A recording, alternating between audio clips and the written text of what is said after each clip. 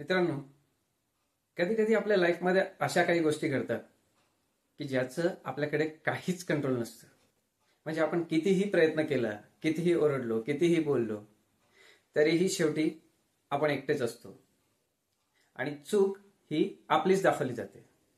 आता सर्वांच्या आयुष्यात कधी ना कधी अशा घटना घडल्या असतील.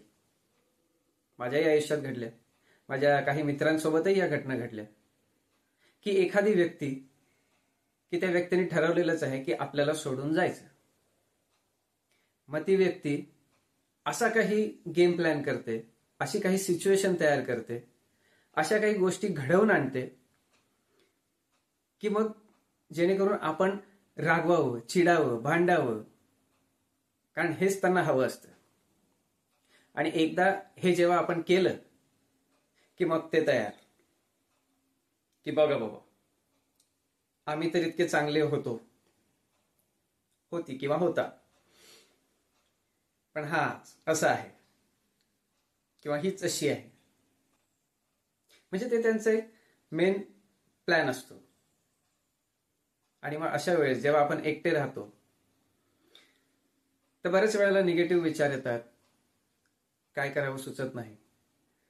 पण मित्रांनो, मी तर म्हणेल की अशा सिच्युएशनला आपण फेस केलं पाहिजे आणि पूर्ण ताकदीने, हिमतीने उभं राहिलं पाहिजे. कारण आपल्याला माहिती असतं की आपण कोणासाठी काय केलंय, काय नाही केलंय. पण त्या मोबदल्यात आपल्याला काही मिळत नाही.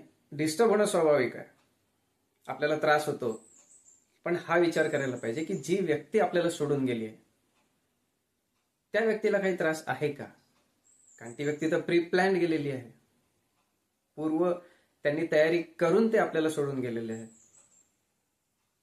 मग अशा व्यक्तीसाठी आपण आपली लाईफ खराब का करायची?